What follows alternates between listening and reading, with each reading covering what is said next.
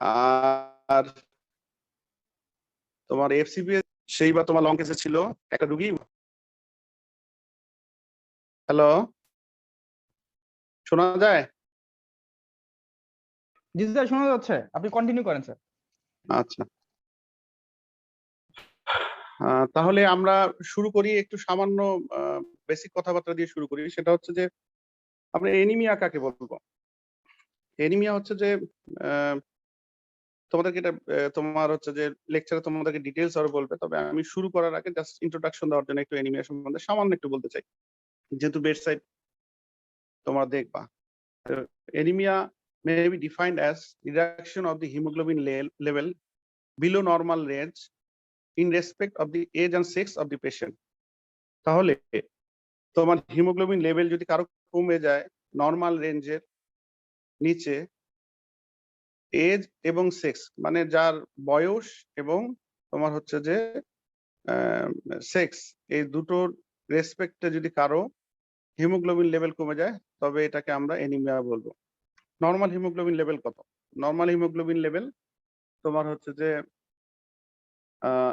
সাধারণত বই পুস্তকে যেটা আছে সেটা হচ্ছে যে ফিমেলের ক্ষেত্রে 13.5, মেলের ক্ষেত্রে 15.5। এটা স্ট্যান্ডার্ড বইতে ধরে আর কি, যেটা 13.5 15.5 এটা নর্মাল লেভেল, একটা এভারেজ লেভেল, যেটা 13.5টা হচ্ছে ফিমেল, 15.5টা হচ্ছে মেল। তবে বাংলাদেশের পার্সপেক্টিভে আমরা কখন তোমার হচ্ছে যে বলবো যে একটা রোগীর এনিমিয়া আছে, তো বাংলাদেশের পার্সপেক্টিভে যদি আমরা বলি, আমরা যেটা ক্লিনিক্যালি আমরা যখন পরীক্ষা দিয়েছি কিংবা সবসময় করেছি বই পুস্তকে যেটা আছে, সেটা হচ্ছে যে আমরা ক্লিনিক্যালি এনিমিয়াটাকে মাইল্ড, মডারেট, সিভিয়ার এভাবে বলি। আমরা একটা রোগীকে বলি mildly anaemic, moderately anaemic, severely anaemic. কখন বলি? তখনই বলি যখন আমরা কি 13.5 নিচে হিমোগ্লোবিন হইলেই কি বলে দিব যে এটা এনিমিক, অথবা একটা মেলের যদি 15.5 নিচে হইলে কি বলে দিব এনিমিক? তা না। বাংলাদেশের পার্সপেক্টিভে আমাদের হিমোগ্লোবিন লেভেলটা যদি 11 নিচে থাকে তাহলে বলবো মাইল্ড, 11 to 9, 9 to 7 হইলে সেটাকে বলবো মডারেট, আর 7 এর বিলো হলে সেটাকে বলে সিভিয়ার। তাহলে মাইল্ডলি এনিমিক কখন বলবো? যখন 11 নিচে, 11 এর নিচে আসবে তখন মাইল্ডলি এনিমিক বলবো। মডারেটলি এনিমিক কখন বলবো? যখন বলবো হচ্ছে যে 9 এর নিচে আসতেছে, 9 থেকে 7। আর 7 এর নিচে আসলে সিভিয়ারলি এনিমিক। এটা একটা গ্রসলি একটা একটা কাট পয়েন্ট। তো আমরা যখন একটা রুগী এনিমিয়া ডিল করব, তখন রুগীটা কি বলবে আসে যে আমার এনিমিয়া হয়েছে? রুগী নিশ্চয়ই বলবে না যে আমার এনিমিয়া হয়েছে। এনিমিয়া তো একটা হচ্ছে যে সাইন। হ্যাঁ, এই সাইনটা আমাদেরকে কোথাও দেখতে হবে। সাইনটা কোথায় দেখা যায়? সাইনটা আমরা বডিতে দেখতে পাই। বডির কোন কোন জায়গায় দেখতে পাই? লোয়ার কনজাংটিভাটাতে দেখি আমরা। তারপর হচ্ছে যে তোমার ডরসাম অফ দি টাং, তারপর পাম, নেইল বেড, আর হচ্ছে সোল। তাহলে তোমার হচ্ছে যে আমরা এনিমিয়া এই কয়টা জায়গায় দেখতে পাই। তাহলে হচ্ছে লোয়ার কনজাংটিভা, তারপর হচ্ছে তোমার হচ্ছে ডরসাম অফ দি টাং।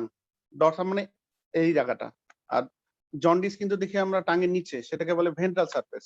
এটা মনে রাখতে হবে কিন্তু, যে আমরা এনিমিয়া দেখি তোমার হচ্ছে যে dorsum of the tongue. Dorsum of the tongue মানে সামনেরটা, মানে এই জায়গাটা। আর ভেন্ট্রাল সারফেস মানে হচ্ছে এই নিচেরটা।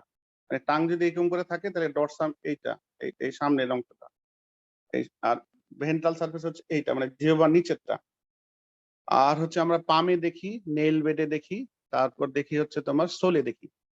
আমার এক পরীক্ষায় আমাকে সোল দেখায়, বলছিল যে তুমি এই রোগীর পা দেখো, examine the leg and what is your impression. তা আমি তো পায়ের মধ্যে কিছু খুঁজে পাচ্ছিলাম না যে পায়ে কি আছে। তো অনেক চিন্তা ভাবনার পরে, অনেক করার পরে দেখা গেল যে পাটা একটু ফ্যাকাশে দেখাচ্ছে, পেল দেখাচ্ছে। তো তারপরে যখন আমি ক্লু পাচ্ছি না, তখন আমাকে স্যার বলা শুরু করলো যে আচ্ছা তুমি এই রোগীটা কি দেখতে চাও, দেখো তো উপর থেকে দেখো তো। তখন আমি জেনারেল এক্সামিনেশন শুরু করলাম উপর থেকে, যে এনিমিয়া দিয়ে শুরু করলাম। যে এনিমিয়া দিয়ে শুরু করছি, তখন বলে তুমি কি পায়ে কিছু দেখতে পাচ্ছ? বলে জি স্যার, পায়ে এনিমিয়া দেখা যাচ্ছে। সাথে কি দেখা যাচ্ছে? স্যার ইডিমা দেখা যাচ্ছে। তাহলে এই রোগীটার কি সমস্যা? তাহলে এটা এনিমিক হার্ট ফেলিওর হওয়ার চান্স আছে। আর কিছু সমস্যা আছে, just sir CKD with sir edema. তাহলে মানে ওই রোগীটার পায়ের মধ্যে এনিমিয়া দেখা যাচ্ছে সেটা দিয়ে ডায়াগনোসিস করতে বলতেছে এনিমিক হার্ট ফেলিওর, যে পায়ে এনিমিয়া আর ইডিমিয়া। তাহলে যে কোনো রুগী যে কোনো কিছু দিয়ে স্যাররা দিয়ে দিবে, দিয়ে বলবে যে এটা কি। তো শর্ট কেস তৈরি করা কোনো ব্যাপারই না, লং কেস তৈরি করা কোনো ব্যাপারই না। তো সেই পায়ের সোল দেখেও বোঝা যায় এনিমিয়া, সেখান থেকেও এনিমিক হার্ট ফেলিওর ডায়াগনোসিস করা সম্ভব। তো তাহলে আমরা কোথায় কোথায় এনিমিয়া দেখবো? আমরা কনজাংটিভাতে দেখবো, ডরসাম অফ দি টাঙে দেখবো, পামে দেখবো, নেল বেটে দেখবো, সোলে দেখবো। তাহলে একটা এনিমিয়া রুগী তোমার কাছে যখন আসবে, আসার পর কি বলবে যে আমার এনিমিয়া আছে? বলবে না নিশ্চয়ই। বলবে যে স্যার কি হচ্ছে, কি সমস্যা? তাহলে what are the presenting feature of anaemia? মানে রুগীটা আসে কি বলবে? আসে বলবে যে স্যার যেটা বলবে ১ নম্বর পয়েন্ট যেটা বলতে পারে, ফ্যাটিগ বলতে পারে, উইকনেস বলতে পারে, এক্সertional শর্টনেস অফ ব্রেথ বলতে পারে, তারপর বলতে পারে হেডেক বলতে পারে, প্যালপিটেশন বলতে পারে। তাহলে রুগীটা কি নিয়ে প্রেজেন্ট করবে? রুগীটা প্রেজেন্ট করবে ফ্যাটিগ নিয়ে, ফ্যাটিগ, উইকনেস, তারপর বলবে হচ্ছে যে এক্সারশনাল শর্টনেস অফ ব্রেথ নিয়ে প্রেজেন্ট করতে পারে, তারপর প্রেজেন্ট করতে পারে প্যালপিটেশন, হেডেক, এগুলো নিয়ে প্রেজেন্ট করে সাধারণত এনিমিয়া রুগীরা। আচ্ছা, তাহলে এনিমিয়া রুগীরা এভাবে প্রেজেন্ট করলো। তাহলে তুমি হিস্ট্রিতে একটা রুগীর কথা যদি রুগী যদি বলে যে আমার স্যার দুর্বল লাগতেছে খুব, স্যার আমার হাঁটলে দুর্বল লাগতেছে এবং হাঁটলে একটু হাঁপায় যাই, তাহলে it may be due to anaemia.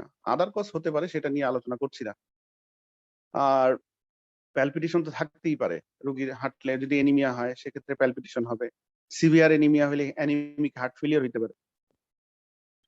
তো এখন কি বলে আহ, এই এই- এটা হিস্ট্রিতে নিয়ে আসলো, ও সেগুলা নিয়ে প্রেজেন্ট করলো। প্রেজেন্ট করার পরে আহ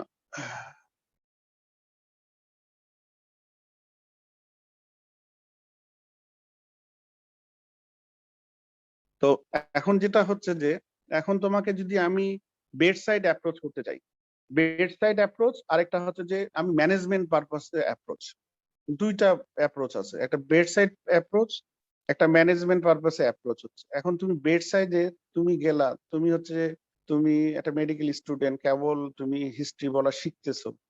হুম তোমার হিস্ট্রি বলা ধীরে ধীরে পারফেকশন হবে, ধীরে ধীরে রুগীর ক্লিনিক্যাল সিমটম সাইন ইলাবোরেট করা শিখবা। তো তোমাকে তুমি যদি একটা রুগী বেড সাইডে গিয়ে যদি একটা রুগীকে তুমি ইভালুয়েট করা শুরু করো, সেক্ষেত্রে তোমাকে জানতে হবে এনিমিয়া সম্বন্ধে। এখন যদি বেড সাইডে অ্যাপ্রোচ করতে গেলে তোমার ইটিওলজিক্যাল ক্লাসিফিকেশনটা ভালো করে জানতে হবে, জাস্ট ইটিওলজিক্যাল ক্লাসিফিকেশনটা জানতে হবে। আর যদি যখন ম্যানেজমেন্ট পারপাস যাবে অথবা ইনভেস্টিগেশন পারপাস যাবে, তখন তোমাকে মরফোলজিক্যাল ক্লাসিফিকেশনটা ভালো মতো জানতে হবে।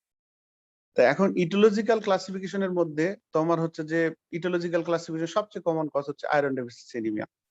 তারপরে কমন কজ হচ্ছে হেরিডিটারি হেমোলাইটিক এনিমিয়া। আমরা বলি যে থ্যালাসেমিয়া থ্যালাসেমিয়া থ্যালাসেমিয়া, এটা তো ঠিক না, থ্যালাসেমিয়া বলে না, হেরিডিটারি হেমোলাইট একটা লার্জ একটা গ্রুপ অফ ডিজিজ।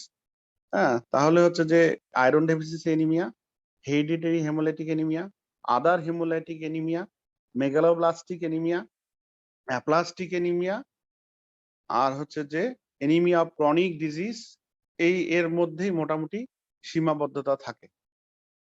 তাহলে ইটোলজিক্যাল ক্লাসিফিকেশন আমরা যদি বলি, ইটোলজিক্যাল ক্লাসিফিকেশন তোমার হচ্ছে যে আমরা প্রথমে বলবো হচ্ছে আয়রন ডেফিসিয়েন্সি এনিমিয়া, এটাকে মাথায় রাখবো, প্রথমেই রাখবো। তারপরে রাখবো হচ্ছে আমরা hereditary haemolytic anaemia, other haemolytic anaemia. তাহলে আমি শুধু আদার না বলে আমি শুধু কনসাইজ করার জন্য তোমাদেরকে শুধু মানে যাতে যেন গড়বড় না হয়ে যায়, তাহলে বলবো হচ্ছে iron deficiency anaemia, hereditary haemolytic anaemia, megaloblastic anaemia, aplastic anaemia, আর হচ্ছে এনিমিয়া ক্রনিক ডিজিজ। তাহলে এই 5টা ভাগে মোটামুটি ভাগ করে তোমাকে হিস্ট্রি নেওয়া শুরু করতে হবে। 5টা ভাগে ভাগ করে হিস্ট্রি নেওয়া শুরু করলে দেখা যাবে যে তুমি ঠিক মতো হিস্ট্রিকে অ্যাপ্রোচ করতে পারবা। হ্যাঁ, তো আমি এফসিপিএস পাস করছি তোমার হচ্ছে যে একটা মাইল্ড এনিমিয়া আর স্প্লিনোমেগালি দিয়ে। আমি রুগীটাকে ঠিক মতো ডায়াগনোসিস করতে পারিনি। হ্যাঁ, রুগীটার ডায়াগনোসিস আলটিমেটলি ইনকনক্লুসিভ। ওরা রুগীটাকে ডায়াগনোসিস করার চেষ্টা করতেছে। সিএমএ যে পরীক্ষা ছিল, তো আমি পাস করছি কেন? পাস করার একটাই কারণ যে আমি হিস্ট্রিতে সবকিছু এনিমিয়া এক্সক্লুড করে দিছি। এটা ওটা যা ছিল এবং শর্ট টাইমে উইথিন 5 মিনিটস এ আমার হিস্ট্রি, হ্যাঁ, আমি সব এনিমিয়া কি আছে কি নাই সবকিছু কভার করে দিছি। হ্যাঁ, এমন ভাবে সুন্দর করে গুছায় গুছায় কভার করে দিছি, দেখা যাচ্ছে যে আমি ডায়াগনোসিস কমপ্লিট না, কিন্তু ওই লং কেস দিয়ে আমি পাস করে আসছি। তাহলে তোমাকে অবশ্যই হিস্ট্রি টেকিং এর পয়েন্ট গুলো জানতে হবে যে কোন এনিমিয়াতে কি হিস্ট্রিটা নিতে হবে। হ্যাঁ, সেক্ষেত্রে তাহলে আমি 5টা এনিমিয়ার নাম বললাম। এইভাবে প্রথমেই 5টা এনিমিয়ার অ্যাপ্রোচ করবা। সেটা হচ্ছে যে iron deficiency anaemia, hereditary haemolytic anaemia, megaloblastic anaemia, aplastic anaemia, আর হচ্ছে যে আরেকটা হচ্ছে যে anaemia of chronic disease such as CKD, tuberculosis, আরো কিছু আছে। আর ম্যালিগনেন্সিতে তো বোন ম্যারো ইনফিল্ট্রেশনের কারণে কিছু এনিমিয়া হতে পারে, ওটা পরে, ওটা হাতের মধ্যে রাখলাম। এই 5টা এনিমিয়া তোমরা হচ্ছে যে হিস্ট্রি নিবা হিস্ট্রি নেওয়ার সময়। আর তো এখন আমরা যদি হিস্ট্রি নিতে যাই, তাহলে প্রথম ক্ষেত্রে আমরা হচ্ছে যে আয়রন ডেফিসিয়েন্সি এনিমিয়ার হিস্ট্রি নিব। আয়রন ডেফিসিয়েন্সি এনিমিয়ার হিস্ট্রি নিতে গেলে তাহলে প্রথমেই আয়রন ডেফিসিয়েন্সি এনিমিয়া কেন হতে পারে সেটা সম্বন্ধে আমাদেরকে একটু ব্রিফ আইডিয়া থাকা লাগবে। যে ব্রিফ আইডিয়াটা কি, সেই আইডিয়াটা হচ্ছে, আমি কি একটু তাড়াতাড়ি বলতেছি নাকি?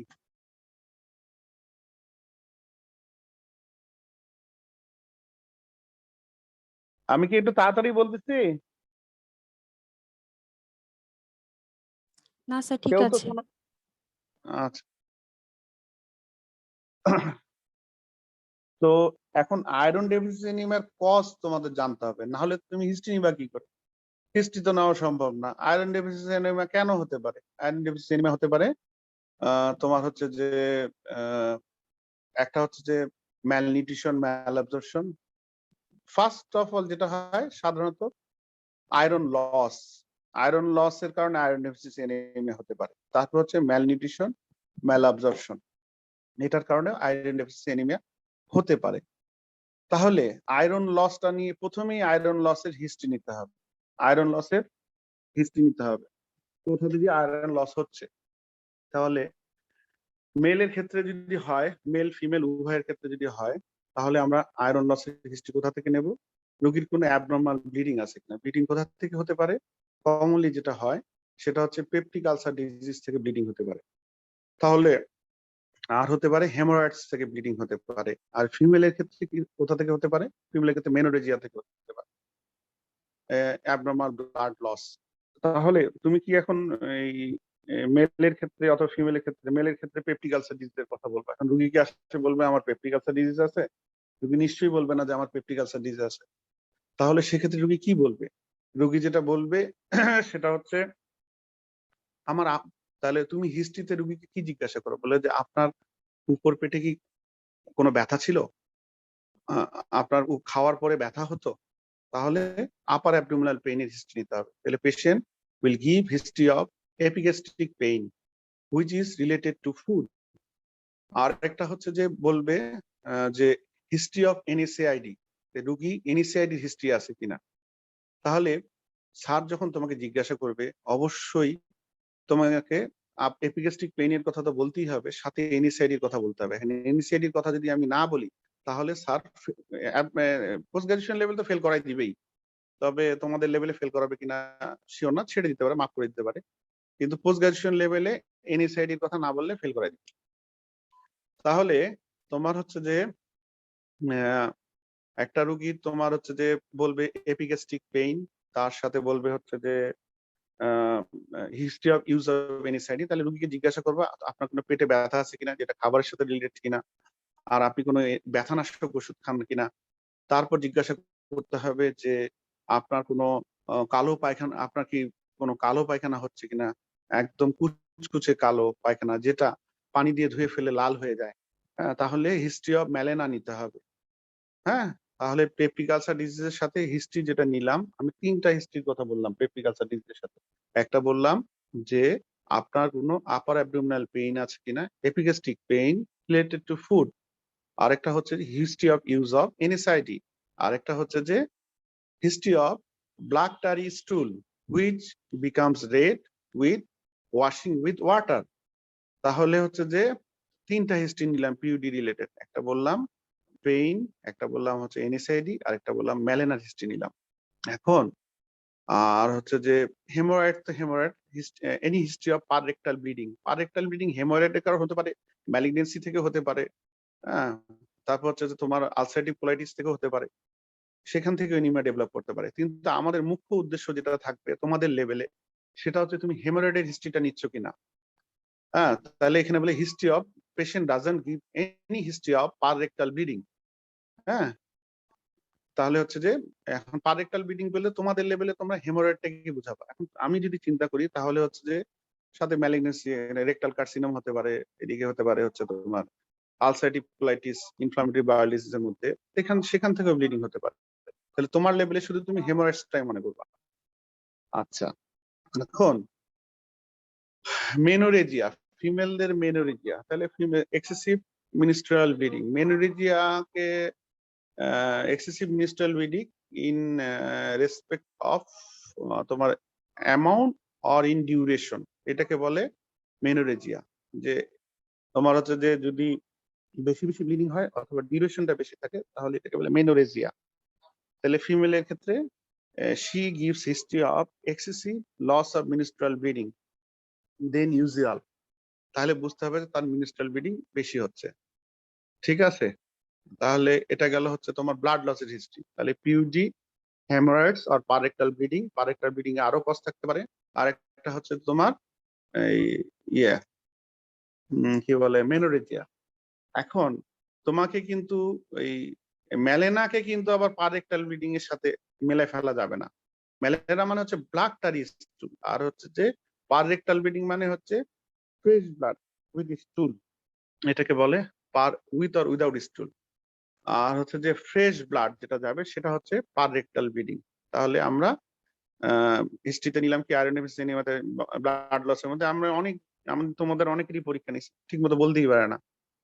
তাহলে বলতে হবে এক নিঃশ্বাসে patient does not gave any history of epigastric pain which is related which is related to food। তারপর হচ্ছে যে patient denies any history of parectal bleeding or any abnormal menstrual bleeding। এই দিয়ে এক লাইনে কথা শেষ। তারপর হচ্ছে যে এখন malnutrition malabsorption। এখন malnutrition malabsorption, পিকা পিকা নামে একটা কথা আছে, আমার ঠিক মনে নাই, পিকা পিকা পিকা এটা না পিকা, PICA সম্ভবত। পিকা কি জিনিস? পিকা হচ্ছে যে অ্যাবনর্মাল ইটিং বিহেভিয়ার। হ্যাঁ, অনেকে দেখা যাচ্ছে এটা পোস্ট গ্রাজুয়েশন লেভেলেও এটা আছে, পিকার কথা বলে এবং পিকার হিস্ট্রি নেওয়া লাগে। পিকা মানে হচ্ছে যে abnormal eating behaviour like eating soil, eating হচ্ছে যে মানে চুলার মাটি খায়, এটাকে বলে হচ্ছে যে পিকা, পিকা বলে। তো অ্যাবনর্মাল পেশেন্ট ডাজন্ট গিভ, যদি বলে যে পিকা থাকে তো patient gives history of abnormal eating behaviour such as eating soil. আর তারপর হচ্ছে ম্যালনিউট্রিশন যদি থাকে, ম্যালনিউট্রিশন খাইতেই পারতেছে না, রুগী বেড রিডেন, খেতে পারে না, patient gives history of anorexia, nausea, and unable to take food properly for last 1 month, 1-2 months, এরকম একটা হিস্ট্রি দিতে পারে। আর তোমার হচ্ছে ম্যালঅ্যাবজর্পশনের হিস্ট্রি কি? তাহলে হচ্ছে যে ম্যালনিউট্রিশন মানে সে খেতে পারছে না, বেড রিডেন, এটা তো ম্যালনিউট্রিশন গেল। আর ম্যালঅ্যাবজর্পশনের হিস্ট্রি হচ্ছে যে পেশেন্ট গিভস হিস্ট্রি অফ ম্যালঅ্যাবজর্পশন। তো তোমার হচ্ছে যে বলবে না যে আমার ম্যালঅ্যাবজর্পশন হচ্ছে। ম্যালঅ্যাবজর্পশন কিভাবে আমরা ধরি যে একটা রোগীর ম্যালঅ্যাবজর্পশন হচ্ছে? ম্যালঅ্যাবজর্পশন হলে তোমার হচ্ছে ক্লিনিক্যালি কিছু তোমার হচ্ছে যে তোমার ইয়েতে সাইন সিমটম পাওয়া যায়। তোমার হচ্ছে যে জেনারেল এক্সামিনেশনে যে রোগীর তোমার হচ্ছে যে ওয়েট লস থাকবে, থিন বিটেল নেল থাকবে, হেয়ার লস থাকবে, লাস্টারলেস স্কিন থাকবে। হ্যাঁ, হিস্ট্রিতে কি বলবে? হিস্ট্রিতে বলবে, তাহলে এখানে ম্যালঅ্যাবজর্পশন হিস্ট্রি যদি নিতে চাই তাহলে এখানে হিস্ট্রিতে বলবে যে হচ্ছে যে patient gives history of large amount of loose voluminous stool which is offensive and floats on the pan water and sometimes contain undigested food particle. তাহলে পেশেন্ট হিস্ট্রিতে কি বলবে যে পেশেন্ট হিস্ট্রিতে বলবে যে তোমার হচ্ছে যে তোমার এই কি বলে gives history of large amount volume history of voluminous loose stool. voluminous মানে অনেক, লুজ স্টুল, লুজ হতে পারে অথবা সেমি সলিড হতে পারে। তাহলে তোমার হচ্ছে ম্যালঅ্যাবজর্পশনের স্টুলটা কেমন হয় সাধারণত, লুজ অথবা সেমি সলিড। হ্যাঁ, তাহলে হচ্ছে যে ডায়রিয়া, কিছু বলবা নাকি?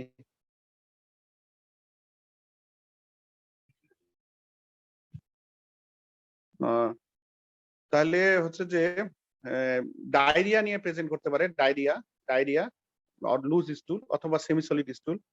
Patient give history of loose stool which is voluminous মানে অনেক বেশি, offensive, frothy, floats on the pan water and sometimes contain undigested food particle. তাহলে তোমার হচ্ছে যে যদি সে ম্যালঅ্যাবজর্পশন হিস্ট্রি দেয় তাহলে এই সব কথাগুলো বলতে হবে। আর যদি ম্যালঅ্যাবজর্পশন হিস্ট্রি না দেয় তাহলে বলতে হবে patient doesn't give any history of loose stool, patient doesn't denies any history of loose stool. তাহলে এইটুকুর মধ্যেই সারিয়ে দিতে হবে। কিন্তু যদি রোগী লুজ স্টুলের হিস্ট্রি দেয় বাই চান্স, তাহলে সব কথাগুলো বলতে হবে। তাহলে আমরা কি সারলাম এখানে? ম্যাল নিউট্রিশন সারলাম, ম্যাল অ্যাবজর্পশন সারলাম। ম্যাল নিউট্রিশনের মধ্যে কি সারলাম? যে ম্যাল নিউট্রিশনে সে বলবে যে সে খেতে পারতেছে না, কয়েক মাস ধরে খেতে পারছে না, অরুচি হচ্ছে, সে তার অ্যাবনর্মাল ইটিং বিহেভিয়ার দেখা যাচ্ছে, হ্যাঁ, সাচ এস ইটিং সয়েল, এটা গেলে পিকা। আর হচ্ছে যে সে যদি বলে যে ম্যালঅ্যাবজর্পশন হিস্ট্রি বলে, তাহলে লুজ স্টুলের হিস্ট্রি দিবে। লুজ স্টুলের হিস্ট্রি দিলে যদি বাই চান্স ম্যালঅ্যাবজর্পশনের কথা বলে ফেলছে, তুমি মনে করতেছো ম্যালঅ্যাবজর্পশনের কারণে, তাহলে তোমাকে হচ্ছে যে এটাকে স্ট্যান্ড করতে হবে দুইটা জিনিস দিয়ে। একটা জিনিস হচ্ছে যে তোমার হচ্ছে যে রুগীর স্টুলটা সম্বন্ধে বলতে হবে যে ভলিউমিনাস, অনেকগুলো স্টুল, অনেক মানে হচ্ছে যে প্যান একদম ভরে গেছে। আর যে লুজ আর সেমি সলিড, অফেন্সিভ, গন্ধে থাকতে পারতেছে না। তারপর হচ্ছে যে তোমার হচ্ছে যে ফ্লোটস অন দি প্যানের ওয়াটারে ফ্লোট করে। তারপর হচ্ছে যে sometimes contain undigested food particle, তাহলে food particle, undigested food particle সে কন্টেইন করে স্টুল। এবং এক্সামিনেশনে ওইটাকে সাপোর্ট দেওয়া লাগবে কিভাবে? তার ওয়েট লস আছে, তার থিন বিটেন নেইল আছে, তার হেয়ার লস আছে, লাস্টারলেস স্কিন আছে, হ্যাঁ, ইমাশিয়েটেড পেশেন্ট, এইভাবে। তাহলে ম্যালঅ্যাবজর্পশন যদি তুমি স্ট্যান্ড করতে চাও, তোমাকে স্টুলের দিয়া কি বলে স্টুলের বর্ণনা দিয়ে এবং জেনারেল এক্সামিনেশন দিয়ে এটাকে তোমাকে হচ্ছে যে স্ট্যান্ড করতে হবে, না হলে ওই কথা মুখেই আনা যাবে না। তাহলে গেল হচ্ছে যে আমাদের আয়রন লস গেল, আমাদের হচ্ছে ম্যাল নিউট্রিশন গেল, ম্যাল অ্যাবজর্পশন গেল। এখন এখানে একটু থিওরিটিক্যাল সামান্য একটু কথা বলে দেই, সেটা হচ্ছে যে ম্যাল অ্যাবজর্পশন কেন হতে পারে? আয়রন অ্যাবজর্পশন কোথায় হয়? আয়রন অ্যাবজর্পশন তোমার হচ্ছে যে প্রক্সিমাল স্মল ইন্টেস্টাইনে হয়, ডিউডেনামের লেটার পোর্শনে হয়, এবং হচ্ছে যে আর তোমার হচ্ছে প্রক্সিমাল জিজেনামে হয়।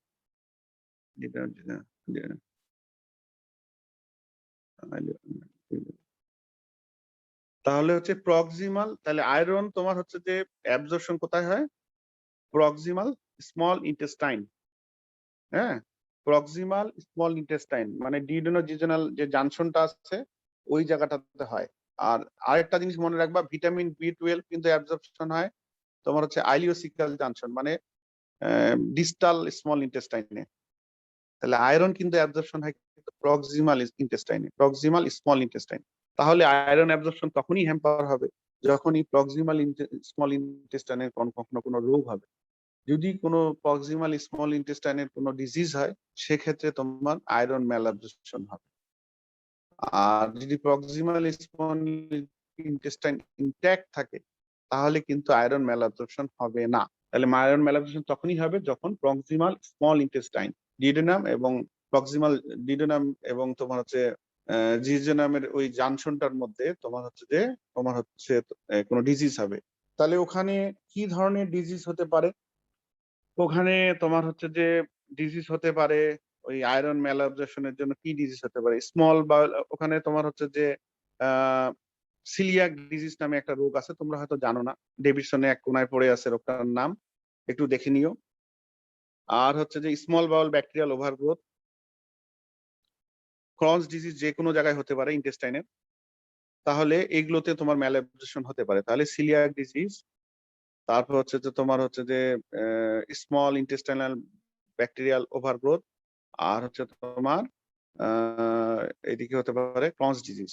এই তিনটা কারণে এখানকার ম্যালঅ্যাবজর্পশন হতে পারে। তো কখন ম্যালঅ্যাবজর্পশন হবে? যদি প্রক্সিমাল স্মল ইন্টেস্টাইনের কোনো ডিজিজ হয় যেখানে আয়রন অ্যাবজর্পশন হয়, সেখানে ইয়ে হলে আয়রনের সমস্যা হতে পারে। তাহলে আমরা হিস্ট্রিটা মোটামুটি কমপ্লিট করলাম। এখন একটা এনিমিয়া রোগীতে তাহলে তোমার হচ্ছে যে তাহলে হিস্ট্রিতে কিন্তু আমি যে কোনো ব্লাড লস আছে কিনা, কোনো ম্যালনিউট্রিশন আছে কিনা, আর হচ্ছে কোনো ম্যালঅ্যাবজর্পশনের ফিচার আছে কিনা, সাথে কোনো ওয়েট লস আছে কিনা। ওয়েট লস ম্যালঅ্যাবজর্পশন একটা ফিচার, তাহলে এটা নিলে মোটামুটি আয়রন ডেফিসিয়েন্সি এনিমিয়ার হিস্ট্রি কমপ্লিট। এখন তোমার হচ্ছে যে আমি তোমার এক্সামিনেশনে কি দেখবো? এক্সামিনেশনে আয়রন ডেফিসিয়েন্সি এনিমিয়াতে তাহলে এনিমিয়া পেতে পারি। তাহলে এনিমিয়া পেলাম, এনিমিয়ার সাথে আর কি পেতে পারি? Anaemia mild, moderate, severe. তাহলে আমরা যখন বলবো sir patient is mildly anaemic, moderately anaemic, severely anaemic, এভাবে ক্লাসিফাই করব ক্লিনিক্যালি। আর হচ্ছে তোমার রুগীর আয়রন ডেফিসিয়েন্সি এনিমিয়াতে তাহলে কি দেখবো? আয়রন ডেফিসিয়েন্সি এনিমিয়াতে দেখবো যা তার নেইলে কোনো চেঞ্জ আছে কিনা। জেনারেল এক্সামিনেশন নেইলে কোনো চেঞ্জ বলতে কৈলোনাইকা, আমার উচ্চারণটা হয়তো একটু ঠিক হচ্ছে না, কৈলোনাইকা, KAYO, কৈলোনাইকিয়া, NYCHIA, কৈলোনাইকিয়া। হ্যাঁ, কৈলোনাইকিয়া। তাইলে তোমার কৈলোনাইকিয়া, আর আমরা সবসময় কিভাবে এটার সাথে মিলাই ফেলি? লিউকোনাইকিয়া। কৈলোনাইকিয়া হচ্ছে যে আয়রন ডেফিসিয়েন্সি নিয়মিত হয়, আর লিউকোনাইকিয়া হয় তোমার প্রোটিন ডেফিসিয়েন্সি, অ্যালবুমিন ডেফিসিয়েন্সি হয়।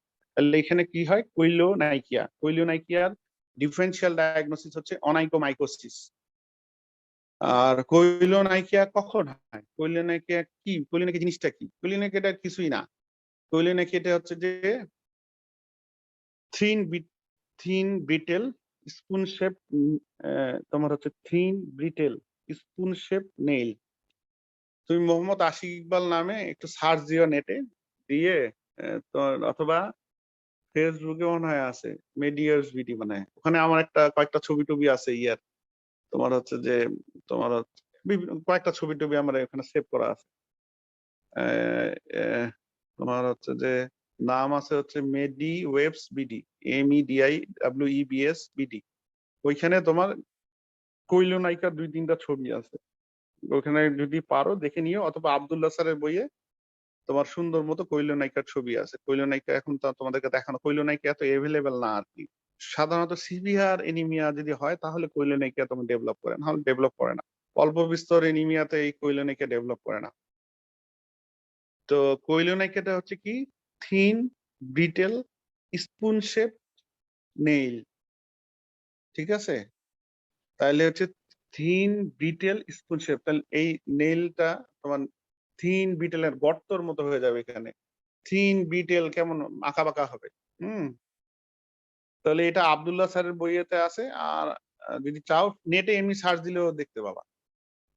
তো এটা হচ্ছে কৈলোনাইকা। তাহলে তোমাকে যখন একটা তোমার হচ্ছে যে এনিমিয়া দেখবা, যখন দেখার সময় আয়রন ডেফিসিয়েন্সি এনিমিয়ার সাথেই আমি আছি এখন। আয়রন ডেফিসিয়েন্সি এনিমিয়া, কারণ সব এনিমিয়া একসাথে আনতে গেলে তোমরা মনে রাখতে পারবে না। তা আয়রন ডেফিসিয়েন্সি এনিমিয়াতে আমরা গিয়ে প্রথমে দেখলাম কি, যে পেশেন্টটা এনিমি কিনা ক্লাসিফাই করলাম, তারপর কৈলোনাইকা আছে কিনা। তাহলে কৈলোনাইকা আছে কিনা এটা দেখে তাহলে আমরা বুঝতে পারবো যে এটা আয়রন ডেফিসিয়েন্সি এনিমিয়া কিনা। যদি কৈলোনাইকা থাকে তাহলে ডেফিনিট এটা আয়রন ডেফিসিয়েন্সি এনিমিয়া হওয়ার চান্স আছে। তো কৈলোনাইকা আরো অন্য ক্ষেত্রেও থাকতে পারে, যেটা ডিফারেন্সিয়াল ডায়াগনোসিস অনাইকোমাইকোসিস। তাহলে কৈলোনাইকার 2টা ডিফারেন্সিয়াল ডায়াগনোসিস, একটা আরো একটা আছে আমার মনে নেই। তো কৈলোনাইকা আর একটা হচ্ছে অনাইকোমাইকোসিস। অনাইকোমাইকোসিস আর কিছুই না, নেইলের ফাঙ্গাল ইনফেকশন। তো নেইলের ফাঙ্গাল ইনফেকশন হলে ওইরকম দেখায়। তাহলে কৈলোনাইকিয়া আর অনাইকোমাইকোসিস, এটা হচ্ছে কৈলোনাইকিয়া ডিফারেনশিয়াল ডায়াগনোসিস। আর আমরা সবসময় তোমাদের লেভেলে যেটা ভুল হয় সেটা আমরা বলে কৈলোনাইকিয়া না বলে লিউকোনাইকিয়া বললে ফেলি, তখন আরেক বিপদ। তাহলে কৈলোনাইকিয়া থাকে। আচ্ছা, তাহলে আমরা সিস্টেমিক এক্সামিনেশন যখন করব, সিস্টেমিক এক্সামিনেশনের সময় তোমার হচ্ছে যে সিস্টেমিক এক্সামিনেশন যখন করব, তখন সিস্টেমিক এক্সামিনেশনের সময় আমরা দেখতে পাবো যে রুগীটার হেপাটোস্প্লিনোমেগালি আছে কিনা। আয়রন ডেফিসিয়েন্সি এনিমিয়াতে সাধারণত হেপাটোস্প্লিনোমেগালি থাকে না। হেপাটোস্প্লিনোমেগালি কার ফিচার? হেমোলাইটিক এনিমিয়ার ফিচার, সাধারণত হেরিডিটারি হেমোলাইটিক এনিমিয়ার ফিচার। তাহলে হেপাটোস্প্লিনোমেগালি আরো অনেক কজ আছে। তাহলে আমরা জেনারেল এক্সামিনেশন থেকে এখন সিস্টেমিক এক্সামিনেশনে আসলাম। সিস্টেমিক এক্সামিনেশনের মধ্যে আমরা হেমাটোলজিক্যাল আর অ্যাবডোমিনাল এক্সামিনেশন যাই বলো, সেখানে আমরা যেটা দেখতে পাবো তোমার হচ্ছে যে অ্যাবডোমিনাল এক্সামিনেশনে যে হেপাটোস্প্লিনোমেগালি আছে না নাই।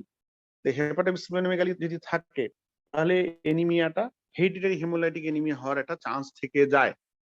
আয়রন ডেফিসিয়েন্সি এনিমিয়াতে সাধারণত হেপাটোস্প্লিনোমেগালি অর স্প্লিনোমেগালি, মানে স্প্লিনোমেগালিটাই সাধারণত থাকে।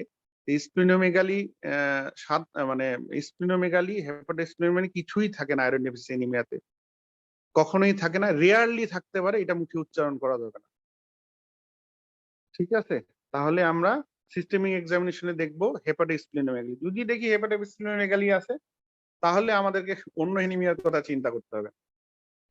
তাহলে গেল হচ্ছে যে তোমার আমরা এক্সামিনেশন গেল মোটামুটি। তাহলে এক্সামিনেশন যাওয়ার পর আমরা এখন রুগীটাকে তো একটা আম, আহ, আহ, তোমার হচ্ছে যে একটা প্রফেশনাল ডায়াগনোসিস তোমার দ্বারা হবে বিভিন্ন এনিমিয়া এক্সক্লুড করে। ধরে নিলাম এটা my diagnosis is iron deficiency anaemia. তো এটা গেল একটা আয়রন, যদি স্যার এইভাবে বলতে পারো বুঝায় যে patient is severely anemic and the most possible diagnosis is iron deficiency anemia. এইভাবে তুমি বলতে পারো হচ্ছে যে লং কেসের সময়। আর এখন আমি ইনভেস্টিগেশন করব, ঠিক আছে? তাহলে ইনভেস্টিগেশন করে দেখবো এটা কি জিনিস, কোন টাইপের এনিমিয়া। আমি তোমাকে শুরুতেই বলছিলাম যে যখন আমরা ক্লিনিক্যালি অ্যাপ্রোচ করতে যাব তখন ইটিওলজিক্যাল ক্লাসিফিকেশন লাগবে, কিন্তু যখন যখন আমি ইনভেস্টিগেশন ম্যানেজমেন্টে যাব তখন আমার মরফোলজিক্যাল ক্লাসিফিকেশন লাগবে। মরফোলজিক্যাল ক্লাসিফিকেশন তো অত বিস্তর এখন ক্লিনিক্যাল কাছে বলার দরকার নাই, সেটা বলতে হবে যে মাইক্রোসাইটিক হাইপোক্রোনিক, তোমার হচ্ছে যে মাইক্রোসাইটিক হাইপোক্রোনিক আর ম্যাক্রোসাইটিক এনিমিয়া, আর একটা হচ্ছে যে নর্মোসাইটিক এনিমিয়া। তাহলে মাইক্রোসাইটিক, ম্যাক্রোসাইটিক আর হচ্ছে নর্মোসাইটিক। হ্যাঁ, তাহলে হচ্ছে মাইক্রোসাইটিক, তাহলে তোমার হচ্ছে যে এইভাবে ভাগ করতে হবে। মাইক্রোসাইটিক হাইপোক্রোমিক, মাইক্রোসাইটিক, আর একটা হচ্ছে নর্মোসাইটিক নর্মোক্রোমিক। তাহলে তিনটা, তাহলে মাইক্রো, ম্যাক্রো, নর্মো। তাহলে এইভাবে তোমার হচ্ছে যে ক্লাসিফাই করতে হবে। তোমার হচ্ছে যে মরফোলজিক্যালি তুমি ক্লিনিক্যালি হিস্ট্রি নিয়ে বুঝতে পারবে না, তোমাকে হচ্ছে যে ইনভেস্টিগেশন করে দেখতে হবে। তাহলে ইনভেস্টিগেশন কি পাঠাবো একটা রুগীর জন্য? একটা রুগী তোমার কাছে আসলো, তুমি কি আসে ধর ধর করে সব ইনভেস্টিগেশন পাঠাই দিবা? সব ইনভেস্টিগেশন পাঠানো যাবে না। তাহলে কিছু রুটিন ইনভেস্টিগেশন পাঠাইতে হবে। তাহলে তোমার পরীক্ষার সময় তোমার কিছু স্পেসিফিক ইনভেস্টিগেশনের কথা বলতে হবে, কিছু রুটিন ইনভেস্টিগেশনের কথা বলতে হবে। তবে শুরু অবশ্যই রুটিন ইনভেস্টিগেশন দিয়ে করবা, এবং অ্যাবনর্মাল ইনভেস্টিগেশনের নাম বলবা না, হ্যাঁ, যেগুলার নাম কখনো শুনোইনি। ঠিক আছে, তাহলে প্রথমেই আগে বলবা যে স্যার, তা আমি এই রুগীটার রুটিন ইনভেস্টিগেশন পাঠাবো স্যার। রুটিন ইনভেস্টিগেশনের মধ্যে পিবিএফটাও কিন্তু রুটিন ইনভেস্টিগেশনের মধ্যে আসবে। তা আমি কিছু ইনিশিয়াল কিছু ইনভেস্টিগেশন পাঠাবো। যেহেতু ইনি অ্যানিমিয়া রোগী স্যার, আমি একটা CBC ESR peripheral blood film পাঠাবো স্যার। তো তার উপর বিশেষ করে আমার ফার্দার ম্যানেজমেন্টটা নির্ভর করবে। তাহলে আমি প্রথমেই যে কথাটা বলবো, স্যার আমি একটা রুগী CBC ESR peripheral blood film পাঠাবো স্যার। তার সাথে কিন্তু আমরা কিছু রুটিন পরীক্ষা নিরীক্ষা করাই, যেমন আরবিএস, ক্রিয়েটিনিন, ইউরিনারি। আমরা কিন্তু সব রুগীরই সাধারণত আসলে এই রুটিন ইনভেস্টিগেশন গুলো করাই। ঠিক আছে, তাহলে স্যার তোমাকে জিজ্ঞাসা করতে পারে যে স্যার, তাহলে তুমি বলবে যে স্যার আমি এই রোগীটার পাঠাবো কি স্যার? বলবা যে আমি এই রোগীটার স্যার একটা সিবিসিএস আর পেরিফেরাল ব্লাড ফিল্ম পাঠাবো স্যার, আমি একটা আরবিএস পাঠাবো, একটা ক্রিয়েটিনিন পাঠাবো, একটা ইউরিনারি পাঠাইতে পারি, আমি রুটিন ইনভেস্টিগেশন পাঠাবো। তো রুটিন ইনভেস্টিগেশনের মধ্যে অবশ্যই প্রথমেই বলবো সিবিসিএস আর পেরিফেরাল ব্লাড ফিল্ম বলবো। এখন যদি স্যার ওটাতেই আটকে যায় তাহলে আরবিএস ক্রিয়েটিনিন ইউরিনারি এত বলার কিছু দরকার নেই। তাহলে বললাম যে আমি স্যার কিছু রুটিন ইনভেস্টিগেশন পাঠাতে চাই, তার মধ্যে আমি পাঠাবো স্যার সিবিসিএস আর peripheral blood film, RBS creatinine urinary. তাহলে তুমি আরবিএস কেন পাঠাবা? না স্যার এটা রুটিন টেস্ট, আরবিএস টা পাঠাই দিব স্যার। এর সাথে কোনো রিলেশন আছে? না স্যার কোনো রিলেশন নাই। ক্রিয়েটিনিন কেন পাঠাবা? বলে স্যার হ্যাঁ ক্রিয়েটিন একটা এনিমিক রোগী স্যার, একটা ক্রিয়েটিনিন পাঠানো উচিত। কারণ রোগীটার ক্রনিক কিডনি ডিজিজ আছে কিনা স্যার, ক্রিয়েটিনিনটা দেখলে সেটা বোঝা যাবে। আর ইউরিন আরি কি কেন পাঠাবা? যে স্যার তার ইউরিনে কোনো আরবিসি অ্যালবুমিন আছে কিনা স্যার, কিডনি যদি ডিজিজ থাকে তাহলে ইউরিনে তোমার অ্যালবুমিন আরবিসি গুলো আসতে পারে sir. As a routine investigation আমি ইনভেস্টিগেশন পাঠাবো স্যার। তাহলে আহ জোর দিয়ে বলতে হবে CBC ESR peripheral blood film and as a থেমে যাবা। থেমে যাওয়ার পরে এখন তারপর বলা শুরু করবা, সাধারণত অভ্যাস করবা এইভাবে। যখনই একটা ইনভেস্টিগেশন বলবা, ইনভেস্টিগেশনের ইন্টারপ্রিটেশনটা বলার চেষ্টা করবা। তো ইনভেস্টিগেশনে সিবিসিএসআর পেরিফেরাল ব্লাড ফিল্মে তুমি মাইক্রোসাইটিক হাইপোক্রোমিক পাইলা। মাইক্রোসাইটিক কি? মাইক্রোসাইটিক হচ্ছে যে তার ডায়ামিটারটা ছোট হবে, হ্যাঁ। আর ডায়ামিটার তো আছে, তোমার হচ্ছে যে তার আয়তনটা তোমার হচ্ছে যে ফেমটোলিটারে মাপে যেটা, সেটা ছোট হবে, ডায়ামিটার ছোট হবে, তার মধ্যে হিমোগ্লোবিন কম থাকবে। এইগুলার প্যারামিটার গুলো তোমাদের ক্লিনিক্যাল ক্লাসে বলবে, ক্লিনিক্যাল ক্লাসে না তোমাদের লেকচার ক্লাসে বলবে। তাহলে মাইক্রোসাইটিক হাইপোক্রোমিক মানে ছোট একটা আরবিসি যার মধ্যে অল্প হিমোগ্লোবিন, দেখাই যাচ্ছে না, পেল হয়ে আছে আরবিসিটা, সেন্ট্রাল প্যালোডটা বেশি। এগুলা তোমাদের ক্লিনিক্যাল ক্লাসে বলবে, তোমার লেকচার ক্লাসে বলবে যে মাইক্রোসাইটিক কখন বলবো, মাইক্রোসাইটিক আর হাইপোক্রোমিক কখন। মাইক্রোসাইটিক মানে হচ্ছে যে যদি তোমার হচ্ছে যে 78 তোমার ফেমটোলিটারের চেয়ে তোমার হচ্ছে কম হয়। আর হাইপোক্রোমিক কখন বলবা, সেন্ট্রাল প্যালোডটা মানে প্রত্যেকটা আরবিসির মাঝখানে সেন্ট্রাল প্যালোড থাকে, সেটা যখন বেড়ে যায় তখন এটাকে বলে হাইপোক্রোমিক। তাহলে মাইক্রোসাইটিক হাইপোক্রোমিক এনিমিয়া পাবা আয়রন ডেফিসিয়েন্সি এনিমিয়াতে, হ্যাঁ। তাহলে আয়রন ডেফিসিয়েন্সি এনিমিয়াতে মাইক্রোসাইটিক হাইপোক্রোমিক এনিমিয়া পাবা। আর মাইক্রোসাইটিক হাইপোক্রোমিক এনিমিয়া আর কোথায় কোথায় পাওয়া যায়? Iron deficiency anaemia, hereditary haemolytic anaemia, আর হচ্ছে তোমার হচ্ছে যে এনিমিয়া ক্রনিক ডিজিজ, আর হচ্ছে সিডারোব্লাস্টিক এনিমিয়া। সিডারিব্লাস্টিক এনিমিয়াটা নিয়ে আসলে মাথা ঘামানোর খুব একটা দরকার নাই, হ্যাঁ। তোমার হচ্ছে তাহলে 4টা ডায়াগনোসিস, একটা হচ্ছে iron deficiency anaemia, hereditary haemolytic anaemia, যার মধ্যে মোস্ট থ্যালাসেমিয়া। তাহলে হচ্ছে যে আয়রন ডেফিসিয়েন্সি এনিমিয়া, থ্যালাসেমিয়া, আর এদিকে হচ্ছে তোমার হচ্ছে যে এনিমিয়া ক্রনিক ডিজিজ, আর একটা হচ্ছে তোমার হচ্ছে সিডারব্লাস্টিক এনিমিয়া। আর ম্যাক্রোসাইটিক তো বিভিন্ন কারণে হতে পারে macrocytic anaemia. One of the major macrocytic one of the major cause হচ্ছে মেগালোব্লাস্টিক এনিমিয়া। মেগালোব্লাস্টিক এনিমিয়া কাকে বলি? যখন ভিটামিন বি12 ডেফিসিয়েন্সির কারণে আরবিসির সাইজ বড় হয়ে যায় তখন আমরা মেগালোব্লাস্টিক এনিমিয়া বলি। ম্যাক্রোসাইট মানে হচ্ছে বড় হয়েছে, এটা either due to megaloblastic anaemia or তোমার হচ্ছে হাইপোথাইরয়েডিজমের কারণে হতে পারে, কিছু ড্রাগের কারণে হতে পারে, হ্যাঁ। তাহলে ম্যাক্রোসাইটিক এনিমিয়ার কারণ হচ্ছে megaloblastic anaemia due to vitamin বি12 ডেফিসিয়েন্সি, ফলিক অ্যাসিড, আদার কজের মধ্যে হচ্ছে ফলিক অ্যাসিড ডেফিসিয়েন্সি, আর হচ্ছে যে তোমার হাইপোথাইরয়েডিজম, ড্রাগস, এগুলা কারণে তোমার ম্যাক্রোসাইটিক এনিমিয়া হতে পারে। আর এনিমিয়া ক্রনিক ডিজিজ কোথায় হতে পারে? ক্রনিক কিডনি ডিজিজ হতে পারে, অথবা any chronic disease such S tuberculosis, SLE, rheumatoid arthritis, এগুলার কারণে ক্রনিক তোমার একটা এনিমিয়া ক্রনিক ডিজিজ হতে পারে। তাহলে তুমি স্যারকে বললে যে স্যার আমি একটা সিবিসিএস এর পেরিফেরাল ব্লাড ফিল্ম করে দেখবো স্যার, সিবিসিএস এর পেরিফেরাল ব্লাড ফিল্মটাতে আমি দেখতে চাই যে মাইক্রোসাইটিক হাইপোক্রোমিক এনিমিয়া আছে না নাই। যদি মাইক্রোসাইটিক হাইপোক্রোমিক এনিমিয়া হয় তাহলে আমার মাথার মধ্যে প্রথমেই থাকবে স্যার আয়রন ডেফিসিয়েন্সি এনিমিয়া, তারপরে থ্যালাসেমিয়া, তারপর হচ্ছে এনিমিয়া ক্রনিক ডিজিজ, আরেকটা হচ্ছে যে তোমার হচ্ছে যে এই সিডারব্লাস্টিক এনিমিয়া। ম্যাক্রোসাইটিক হলে তো ম্যাক্রোসাইটিক এর কজ, আর হচ্ছে যে তোমার হচ্ছে নর্মোসাইটিক হলে তো নর্মোসাইটিক এর কজ। নর্মোসাইটিক এর মধ্যে হচ্ছে যে anaemia chronic disease such S তোমার হচ্ছে যে chronic renal failure, tuberculosis, rheumatoid arthritis, SLE, এই ধরনের এগুলা।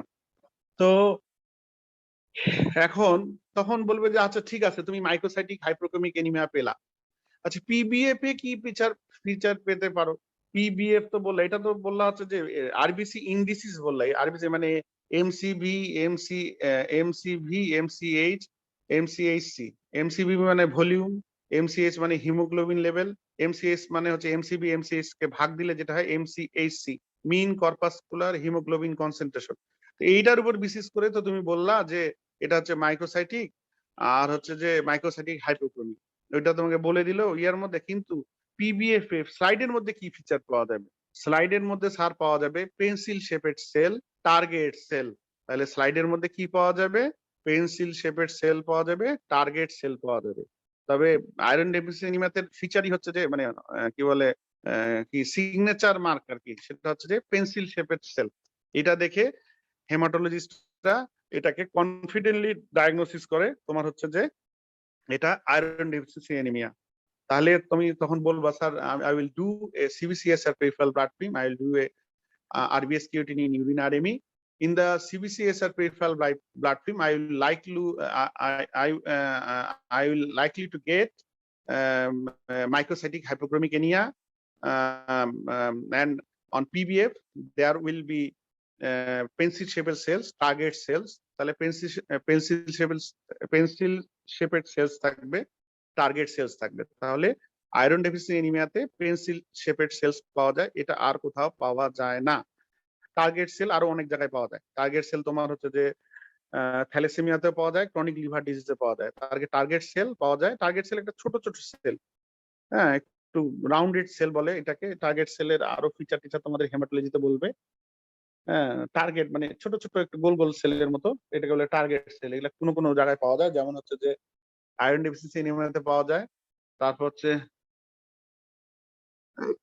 ধরো তো আমির স্যার আমাদের এক্স ডাইরেক্টর ফোন দিচ্ছে, একটু একটা মিনিট। স্যার সালাম স্যার। আছি স্যার, ভালো আছি স্যার, কেমন আছেন আপনি স্যার? স্যার একটা ছোট ক্লাস নিচ্ছিলাম স্যার এই ইয়াতে। বলেন বলেন স্যার। আমি দেখে দিতে পারবো স্যার, আমি তো আজকে হাসপাতালে যাইনি স্যার, আজকে আমার ডিউটি অফ। আমি যাবো স্যার, আপনি বললেন তো অবশ্যই যাইতে হবে স্যার। কাজ কাজ শেষ করে স্যার, কিন্তু আমার 2টার আগে তো হবে না স্যার, 2টার আগে 2টা। জি স্যার, 208 স্যার। জি স্যার, জি স্যার, জি স্যার। সালাম স্যার। Sure sir.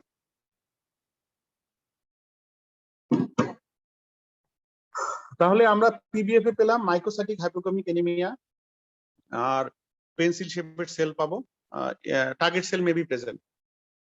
এখন এইটা এই পর্যন্ত আসলাম। তাহলে আমাদেরকে এই পিবিএফটাই পরের ইনভেস্টিগেশন করার জন্য তোমার হচ্ছে যে তোমার ইয়ে করবে যে যে কোনো এনিমিয়াতে পিবিএফটাই তোমার ডিরেকশন দিবে। পিবিএফ না বলে তুমি যেতে পারবে না, পিবিএফটা বলার পরেই তারপর তোমার সেকেন্ড ইয়াতে যেতে হবে।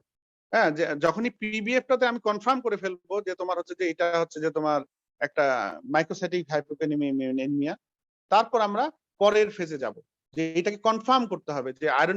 তাহলে আমরা প্রথমে আসলে কি আমরা সবাইকে আয়রন প্রোফাইল করতে দেই? তা করি না।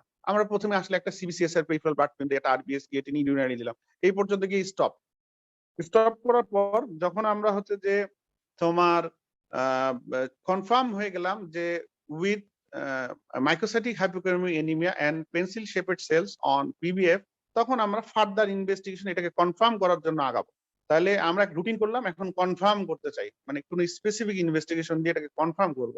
কি করব? আয়রন প্রোফাইল দিয়ে কনফার্ম করব। আয়রন প্রোফাইলের মধ্যে কি কি থাকে? আয়রন প্রোফাইলের মধ্যে থাকে serum ferritin level, serum iron level, total iron binding capacity, আর হচ্ছে তোমার হচ্ছে যে total iron binding capacity, transferrin saturation, আর সলিউবল ট্রান্সফারিন রিসিপ্টর। আগে সলিউবল ট্রান্সফারিন রিসিপ্টর আগে আমরা আমরা যখন ছাত্র ছিলাম তখন নাম শুনিনি, পরে গত 5-7 বছর ধরে নাম শুনতেছি, 7-8 বছর ধরে এটা লাইমলাইটে আছে। তার আগে এটা খুব একটা করা টরা হইতো না, বই পুস্তকে তেমন এটা ছিল না। তো তোমাকে তাহলে বলতে হবে আয়রন প্রোফাইলের মধ্যে কি কি আছে। আয়রন প্রোফাইলের মধ্যে ডেভিশনে দেখবা যে আয়রন প্রোফাইলের মধ্যে আছে তোমার হচ্ছে যে serum ferritin, serum iron, total iron binding capacity, transferrin saturation, আর হচ্ছে তোমার সলিউবল ট্রান্সফারিন রিসিপ্টর। তো আয়রন ডেফিসিয়েন্সি এনিমিয়াতে কি হবে? আয়রন সিরাম ফেরিটিনটা কমে যাবে, সিরাম আয়রনটাও কমে যাবে। আর টোটাল আয়রন বাইন্ডিং ক্যাপাসিটি কাকে বলে? টোটাল আয়রন বাইন্ডিং ক্যাপাসিটি হচ্ছে যে তোমার হচ্ছে যে তোমার আমাদের যে আয়রনটা থাকে শরীরে, এটা হচ্ছে তোমার হচ্ছে যে গ্লোবুলিনের সাথে টোটাল কিছু তোমার প্রোটিনের সাথে বাইন্ড করে থাকে। হ্যাঁ, তাহলে হচ্ছে যে তোমার এই ট্রান্সফারিন যেটা বলে আমরা ট্রান্সফারিন, এই ট্রান্সফারিন গুলোর সাথে বাইন্ড করে থাকে এবং বিভিন্ন টিস্যুতে বাইন্ড করে থাকে।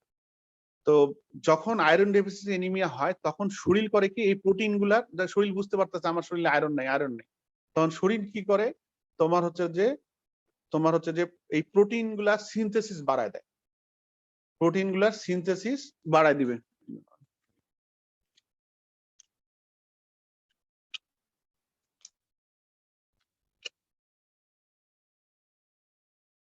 প্রোটিন গুলার সিনথেসিস বাড়ায় দিবে।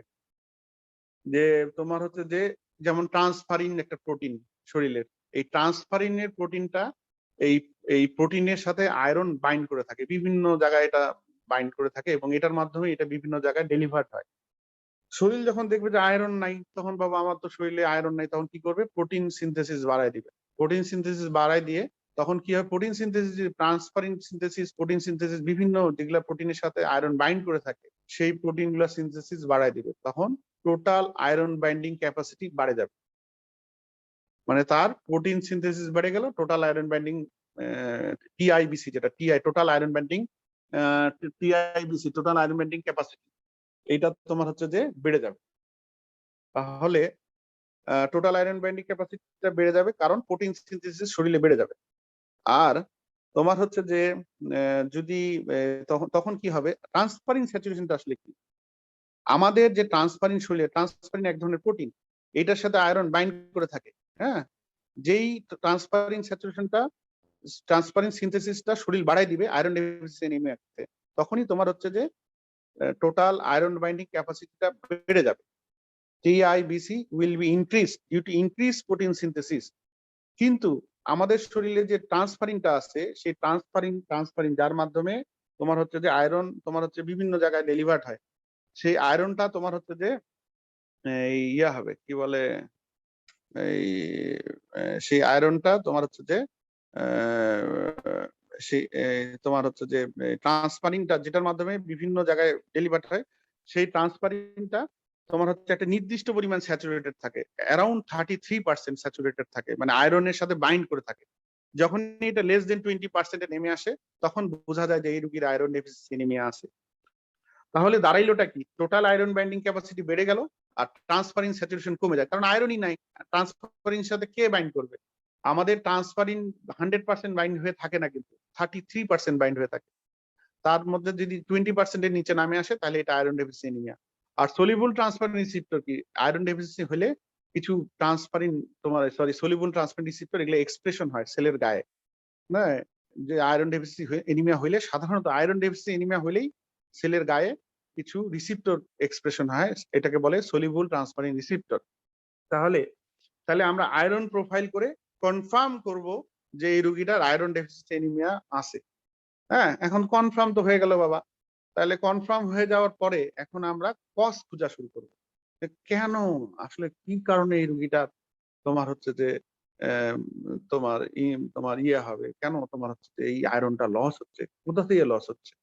হ্যাঁ, তাহলে আমরা ইনিশিয়াল রুটিন ইনভেস্টিগেশন করলাম, ইনক্লুডিং সিবিসিএস আর পেরিফেরাল ব্লাড ফিল্ম, এটা কথা বলতেই হবে। তারপরে আমরা করলাম হচ্ছে যে আয়রন প্রোফাইল করলাম, হুইচ ইনক্লুডস 5 কম্পোনেন্টস। আর 5 কত, 1 2 3 4 5, 5টা কম্পোনেন্ট। হ্যাঁ, আর হচ্ছে যে তোমার হচ্ছে যে এই এরপরে আমরা হচ্ছে যে কনফার্ম করব। কনফার্ম করার জন্য তোমার হচ্ছে যে আমরা তোমার হচ্ছে যে ইয়ে করব, যে রুগীটাকে তোমার হচ্ছে যে কিছু ইনভেস্টিগেশন করব। তাহলে আমরা কি কি ইনভেস্টিগেশন করে দেখতে পারি? আমরা রুটিনলি যেটা করি পেপটিক আলসার ডিজিজ, রুগী যদি এপিগ্যাস্ট্রিক পেইনের কথা বলে, তাহলে আমরা হচ্ছে যে একটা এন্ডোস্কোপি আপার জিআইটি করি। আর রুগী যদি ফিমেল হয়, মেনোরেজিয়ার কথা বলে, রুগী যদি ফিমেল হয় মেনোরেজিয়ার কথা বলে, সেক্ষেত্রে আমরা রুগীর দুটো ইনভেস্টিগেশন করব, একটা হচ্ছে যে ultrasound of the pelvic organs, আর একটা হচ্ছে তোমার করবো হচ্ছে যে তোমার ওই হচ্ছে যে ইয়ে করব, থাইরয়েড হরমোন লেভেল করব। কারণ হাইপোথাইরয়েডিজমে কিন্তু তোমার হচ্ছে যে মেনোরেজিয়া হয়, অনেক ব্লাড লস হয় রোগীদের। তোমরা দেখবা যে ম্যাডামরা যখন ব্লাড লস কারণ থাকে যে এক্সেসিভ মিনিস্ট্রেশন থাকে, তখন দেখবা যে ম্যাডামরা থাইরয়েড ফাংশন টেস্ট দিবে, থাইরয়েড ফাংশন দেখবা রুটিনলি থাইরয়েড ফাংশন টেস্ট দেয়। এটা কারণ হচ্ছে যে মেনোরেজিয়াকে, হাইপোথাইরয়েডিজমে মেনোরেজিয়া হয়। তাহলে আমরা রুটিন ইনভেস্টিগেশন করলাম, তারপর হচ্ছে করলাম আমরা তোমার হচ্ছে যে আয়রন প্রোফাইল দিয়ে তোমার হচ্ছে যে আমরা কনফার্ম করলাম, তারপর ইটোলজি খোঁজার জন্য আমরা হচ্ছে যে তোমার আদার ইনভেস্টিগেশন করলাম। আদার ইনভেস্টিগেশনের মধ্যে কি করলাম? আদার ইনভেস্টিগেশনের মধ্যে আমরা করলাম হচ্ছে এন্ডোস্কোপি আপার জিআইটি, একটা ultrasound of the pelvic organs করলাম। আর অকাল ব্লাড টেস্ট নামে একটা কথা আছে, হ্যাঁ, যে তোমার হচ্ছে যে তোমাদের লেভেলে অকাল ব্লাড টেস্ট আরেকটু উপরে বলতে হবে। অকাল ব্লাড টেস্ট মানে স্টুলের মধ্যে দিয়ে কোনো ব্লাড লস হচ্ছে কিনা। অনেক সময় তোমার হচ্ছে যে জিআইটি থেকে ব্লাড লস হয়, তাহলে সেই ব্লাড লসটা আমরা কিভাবে দেখতে পারি? সেটা হচ্ছে অকাল ব্লাড টেস্ট করে দেখতে পারি। অকাল ব্লাড টেস্ট করার আগে অকাল ব্লাড টেস্ট কাকে বলে? স্টুলে তোমার আয়রন, তোমার হচ্ছে যে ব্লাড যাচ্ছে কিনা, ব্লাড লস আছে কিনা, এটা দেখাকে বলা হচ্ছে যে অকাল ব্লাড টেস্ট। হ্যাঁ, অকাল সামান্য যদি ব্লাড যায় তাহলে হচ্ছে তোমার স্টুলের, তাহলে তো দেখা যায় না চোখে, সেক্ষেত্রে অকাল ব্লাড টেস্ট করে আমরা কনফার্ম করি। তো অকাল ব্লাড টেস্ট করার আগে রুগীকে হাই প্রোটিন ডায়েট তোমার হচ্ছে যে অ্যাভয়েড করতে হবে এবং আয়রন অ্যাভয়েড করতে হবে, না হলে ফলস পজিটিভ আসবে। আর হচ্ছে বললাম যে একটা এন্ডোস্কোপি আপার জিআইটি করব, আর একটা ultrasound of the pelvic organs to see the তোমার হচ্ছে যে কোনো ফাইব্রয়েড আছে কিনা, কোনো আদার গাইনি রিলেটেড কোনো প্রবলেম আছে কিনা।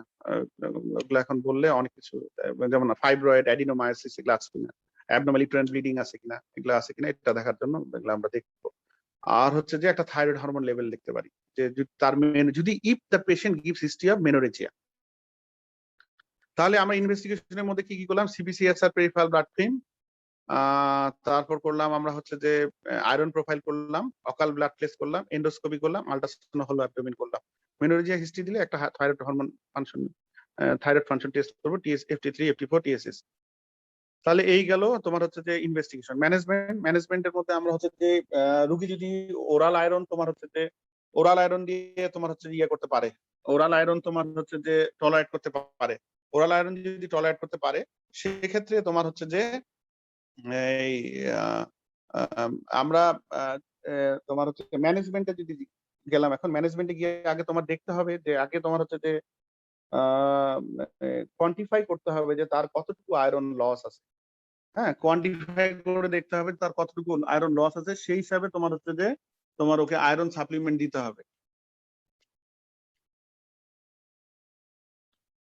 তো কোয়ান্টিফাই কিভাবে করবা? একটা আয়রন লস কিভাবে কোয়ান্টিফাই করবা? কিংবা আয়রন ডেফিসিয়েন্সি এনিমিয়া তুমি কোয়ান্টিফাই করতে, এখন রুগীকে শিওর হয়ে গেছে যে আয়রন ডেফিসিয়েন্সি এনিমিয়া, একে আয়রন সাপ্লিমেন্ট দিতেই হবে।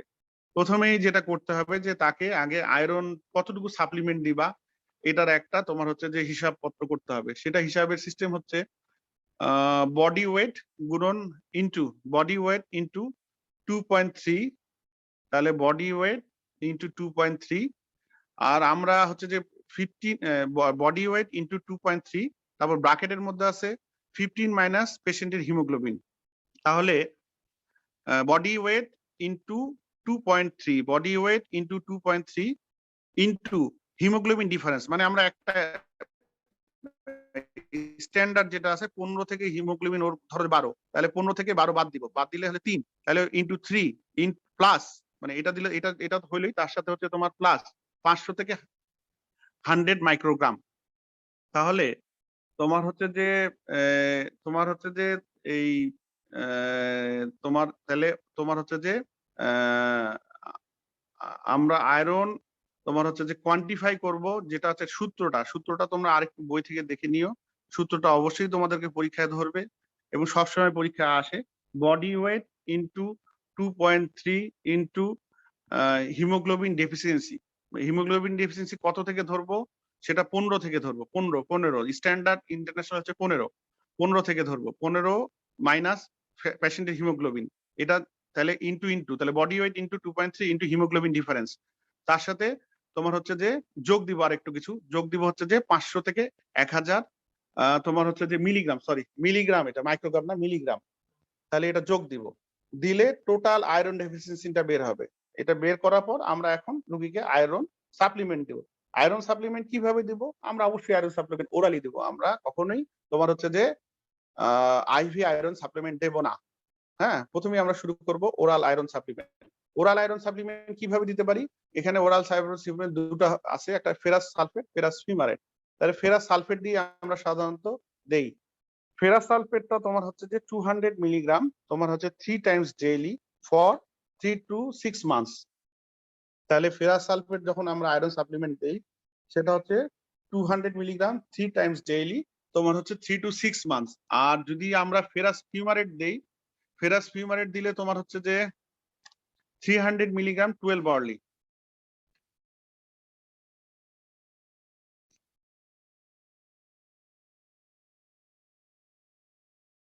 হ্যাঁ, 300 মিলিগ্রাম 12 বার্লি। তাহলে আমরা প্রথমে আগে কোয়ান্টিফাই করব আয়রন কতটুকু লাগবে। এই কোয়ান্টিফাইটা করার ক্ষেত্রে তোমার ওরাল আয়রনের ক্ষেত্রে কিন্তু খুব একটা বেশি মানে আমাদের লাগে না। ওরাল আয়রনটা আমরা এমনি দিয়ে দিই, কিন্তু কোয়ান্টিফাই প্রথমেই করতে হবে। কোয়ান্টিফাইটা বিশেষ প্রয়োজন কিসের ক্ষেত্রে? আইভি আয়রন ট্রান্সফিউশনের ক্ষেত্রে। কিন্তু আমরা কি প্রথমেই একটা রোগীকে আইভি আয়রন ট্রান্সফিউশন দিয়ে দিব, আয়রন দিব? তো আমরা কখনোই একটা রোগীকে আইভি আয়রন দেব না। প্রথমেই আমরা ওরাল আয়রন সাপ্লিমেন্ট দেব।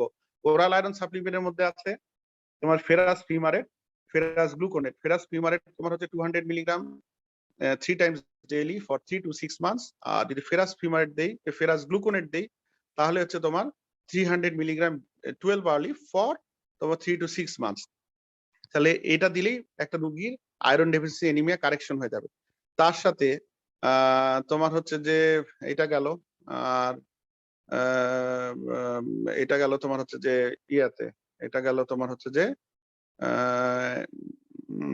তোমার ওরাল আয়রন সাপ্লিমেন্ট দিলাম। ওরাল আয়রন সাপ্লিমেন্ট দেওয়ার পরে এখন তুমি দেখলা যে একটা রোগীর আয়রন কারেকশন হচ্ছে না। আমি তো ওরাল আয়রন সাপ্লিমেন্টেশন দিচ্ছি, কিন্তু এই রোগীর আয়রন কারেকশন হচ্ছে না।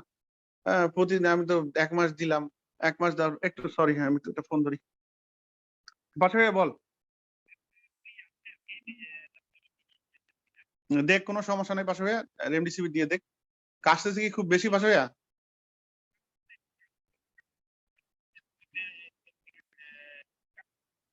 কিন্তু মানে অত ভিগোরাস না তো, অনেক মানে এমনি ঠিকঠাক আছে তো, মোটামুটি ঠিকঠাক আছে। আমি যাচ্ছি, বালুডাঙ্গায় যাচ্ছি, আমি যাচ্ছি এই কিছুক্ষণের মধ্যে যাচ্ছি। তাহলে তুই এমনি এমনি জ্বর জারি নাই, কাশিটা একটু বাড়ছে, এই জন্যই কিন্তু রেমডিসিভির দিয়ে দিলাম। কথা কি বুঝতে পারছিস? হুম। সেক্ষেত্রে তোমার একটা রুগীকে আয়রন সাপ্লিমেন্ট দিচ্ছি দিচ্ছি, কিন্তু রুগীর তো তোমার হচ্ছে যে আয়রন তোমার হচ্ছে কারেকশন হচ্ছে না। তার হিমোগ্লোবিন করে দেখলাম, তোমার হচ্ছে যে 1 মাস পর হিমোগ্লোবিন করে দেখলাম যে তার কোনো তোমার হচ্ছে যে তোমার হচ্ছে যে কোনো ইমপ্রুভমেন্ট নাই। তাহলে কি হতে পারে? ইমপ্রুভমেন্ট নাই মানে হচ্ছে যে তাকে আমরা ফল্টি ফর্মুলেশন আয়রন সাপ্লিমেন্ট দিচ্ছি। সাস্টেন রিলিজ আয়রন দিলে এই আয়রনটা তোমার হচ্ছে যে প্রক্সিমাল স্মল ইন্টেস্টাইনকে তোমার হচ্ছে যে তোমার ইয়ে করে যাবে, অ্যাভয়েড করে যাবে। সাস্টেন রিলিজ দিলে ওটা ধীরে ধীরে মানে ডিস্টাল ইন্টেস্টাইনে চলে যাবে। তাহলে faulty preparation such as sustain release iron preparation, ongoing blood loss, other disease such as malignancy, তারপর হচ্ছে যে ক্রনিক রেনাল ফেলিওর। তাহলে একটা রুগীকে আয়রন দিচ্ছ, কিন্তু আয়রনটা তোমার হচ্ছে যে শরীরে কিছুই কাজে লাগছে না, হিমোগ্লোবিন বাড়ছে না। তাহলে কারণ হচ্ছে যে ফল্টি আয়রন প্রিপারেশন, ম্যাল অ্যাবজর্পশন। তাহলে ফল্টি আয়রন প্রিপারেশনের কারণে একটা হতে পারে, ম্যাল অ্যাবজর্পশনের কারণে একটা হতে পারে, অনগোয়িং ব্লাড লসের কারণে হতে পারে। তার হচ্ছে যে other diagnosis such as malignancy, other anaemia such as megaloblastic anaemia, aplastic anaemia, এগুলা থাকলেও তোমার তার কারেকশন হচ্ছে না। এখন বুঝলাম তার কারেকশন হচ্ছে না, তাহলে আমি একটা ডায়াগনোসিস করেই ফেললাম যে তার ম্যাল অ্যাবজর্পশন আছে, তার আয়রন শরীরে অ্যাবজর্পশন হচ্ছে না। তখন কি, অথবা সে ওরালি আয়রন টলারেট একদমই করতে পারছে না, সে ওরালি আয়রন খাইলেই বমি করছে, কনস্টিপেশন হচ্ছে। আয়রনের সাপ্লিমেন্টের অসুবিধা কি? কনস্টিপেশন হওয়া, বমি হওয়া, নসিয়া হওয়া। তো সেক্ষেত্রে রোগীকে তখন কি করতে হবে? আইভি আয়রন সাপ্লিমেন্ট দিতে হবে, আইভি আয়রন দিতে হবে। তাহলে সেক্ষেত্রে রোগীকে আইভি আয়রন সাপ্লিমেন্ট দিতে হবে। রবিউল বলো, নয়ন ইসলাম বলো। রবিউল আমি কিছুক্ষণের মধ্যে বের হচ্ছি। আরে রবিউল, বের হয়ে আমি তোমার সাথে আমি 15 মিনিট পরে কথা ফোন দিচ্ছি তো। আচ্ছা আচ্ছা, তাহলে আমি রুগীটাকে ট্রিটমেন্ট যখন করছি তখন রুগীটাকে আমি ওরাল আয়রন সাপ্লিমেন্ট দিয়ে শুরু করছি। Ferrous fumarate 200 milligram 8 hourly. যদি রুগী ইনটলারেট হয় তাহলে ফেরাস গ্লুকোনেট দিতে পারি, সেটা হচ্ছে যে 300 milligram 12 hourly for 3 to 6 month. তারপরে রুগী দেখতে পাচ্ছি যে রুগী তোমার হচ্ছে যে ইমপ্রুভ করছে না। ইমপ্রুভ না করলে তাহলে বুঝতে হবে রুগীর কিছু সমস্যা হয়েছে। কি সমস্যা হয়েছে? রুগীর তাহলে তোমার কোনো সমস্যা হচ্ছে যে ইদার তোমার ম্যালঅ্যাবজর্পশন হচ্ছে, অর ফল্টি আয়রন প্রিপারেশন, অথবা অনগোয়িং ব্লাড লস, অথবা ম্যালিগনেন্সি, অথবা আদার ডায়াগনোসিস। হ্যাঁ, তাহলে তোমাকে জিজ্ঞাসা করতে পারে স্যাররা যে তুমি আয়রন দিচ্ছ কিন্তু তোমার হচ্ছে যে হিমোগ্লোবিন ইমপ্রুভ করতেছে না। আমাকে এমসিপিএস পরীক্ষায় একবার এই কোশ্চেন ধরে ফেল করাইছে। হ্যাঁ, তো এটা অবশ্যই তোমাদের লেভেলেও ধরবে। হ্যাঁ, তো এইভাবে তাহলে তাহলে সেক্ষেত্রে তোমার এখন প্যারেন্টাল আয়রনে আসবে। তাহলে প্যারেন্টাল আয়রনে কি কি আছে? হ্যাঁ, প্যারেন্টাল আয়রন আছে তোমার প্যারেন্টাল আয়রন শুরু করতে পারো ফেরাস ফিউমারেট, তাহলে হচ্ছে ফেরাস কার্বক্সি মাল্টোস, যেটা কার্বক্সি মাল্টোস আছে। হ্যাঁ, ফেরাস ফিউমারেট, ফেরাস কার্বক্সি মাল্টোস। তাহলে এখন যেটা আমরা দিচ্ছি কার্বক্সি মাল্টোস, এইটা আরেকটা আগে যেটা আমরা দিতাম ফেরাস ফিউমারেট, ফেরাস গ্লুকোনেট। হ্যাঁ, তো এগুলা দিতাম। এখন হচ্ছে যে আমরা যে আইভি আয়রন প্রিপারেশন কি আছে, তাহলে হচ্ছে ফেরাস ফিউমারেট যেটা তোমার হচ্ছে যে প্রিপারেশন যেটা আছে সেটা আইভি আয়রন সাপ্লিমেন্ট দিতে পারো। আর হচ্ছে ফেরাস গ্লুকোনেট, আরেকটা আছে তোমার হচ্ছে এখন ferrous carboxy maltose, ferrous carboxy maltose, ferrous carboxy maltose. তো এখন সবাই মাল্টোফান নামে এটা লেখে। হ্যাঁ, মাল্টোফান নামে এটা দেয়, আরো অনেক নামই আছে এটা। তো এখন ওই আগের যে কনভেনশনালটা যেটা ছিল ফেরাস ফিউমারেট, আর এখন হচ্ছে যে তোমার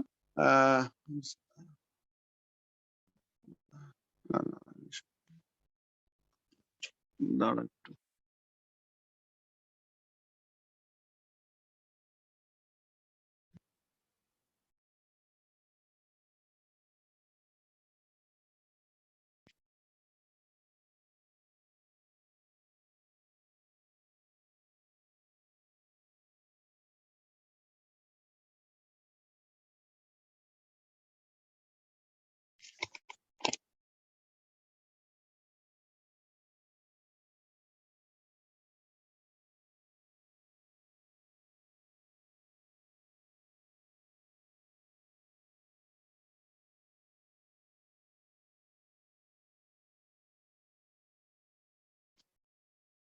তাহলে যে আমরা আইভি আয়রন যখন দিব, হ্যাঁ, আইভি আয়রন আমরা সাপ্লিমেন্ট দিচ্ছি। আইভি আয়রনের ফর্ম গুলো যেগুলো আছে, আইভি আয়রনের ফর্মের মধ্যে আছে তোমার হচ্ছে আয়রন ডেক্সট্রান, আয়রন গ্লুকোনেট, আর হচ্ছে মাল্টোস, কার্বক্সি মাল্টোস। ঠিক আছে? তো আগের যে প্রিভিয়াসলি যেগুলা ছিল, প্রিভিয়াসলি যে iron preparation, IV iron preparation গুলা ছিল, আয়রন ডেক্সট্রান, আয়রন গ্লুকোনেট। আমি একটু মানে আইভি আয়রনের নামগুলো আবার একটু বলছি। আয়রন ডেক্সট্রান, আয়রন গ্লুকোনেট, আর আয়রন হচ্ছে কার্বক্সি মাল্টোস। তো এই কার্বক্সি আগের যেগুলো ছিল ডেক্সট্রান, গ্লুকোনেট, আয়রন যেগুলো প্রিপারেশন ছিল আইভি প্রিপারেশন, এগুলো তোমার হচ্ছে একটু অ্যানাফিলিটিক রিঅ্যাকশন বেশি হয়। আর যেটা কার্বক্সি মাল্টোস আছে সেটার মধ্যে তোমার হচ্ছে যে তোমার কি বলে এইটা তোমার হচ্ছে অ্যানাফিলিটিক রিঅ্যাকশনটা একটু কম হয় এবং সেফ ড্রাগ। হ্যাঁ, তো সেক্ষেত্রে তুমি যদি একটা রুগীকে তোমার হচ্ছে যে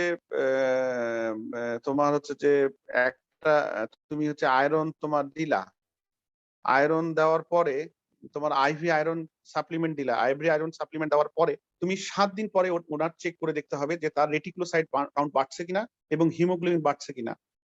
তাহলে আয়রন সাপ্লিমেন্ট দেওয়ার আইভি আয়রন সাপ্লিমেন্ট দেওয়ার, not oral iron, IV iron supplement দেওয়ার, আইভি আয়রন সাপ্লিমেন্ট দেওয়ার তোমার হচ্ছে 1 week after usually reticulocyte increase করে এবং হিমোগ্লোবিন 1 গ্রাম পার ডিএল বাড়ে। তাহলে হিমোগ্লোবিনটা 1 গ্রাম পার ডিএল বাড়ে, কারো ছিল 8 তাহলে হবে 9 অ্যাটলিস্ট। তাহলে কাউকে যদি আমি আইভি আয়রন সাপ্লিমেন্ট দেই, আইভি আয়রন সাপ্লিমেন্ট দেওয়ার পরে 7 দিন পরে আমরা তাকে তোমার হচ্ছে যে হিমোগ্লোবিন করব এবং পিপিএফ করে দেখবো যে রেটিকুলোসাইট কাউন্ট বাড়ছে কিনা। তাহলে রেটিকুলোসাইট কাউন্ট বাড়বে এবং তোমার হিমোগ্লোবিনে 1 গ্রাম পার ডিএল বাড়বে। তাহলে তাহলে আমি আবার একটু সামান্য কনসাইজ করি, সেটা হচ্ছে যে আমরা রোগীকে যখন একটা রোগী আয়রন ডেফিসিয়েন্সি রোগীর এনিমিয়া রোগীকে যখন ম্যানেজমেন্ট করব, তাহলে তাকে আয়রন সাপ্লিমেন্ট দেব। আয়রন সাপ্লিমেন্ট কি দেব? আয়রন সাপ্লিমেন্ট তোমার হচ্ছে যে তোমার ওরাল আয়রন, আয়রন তোমার হচ্ছে যে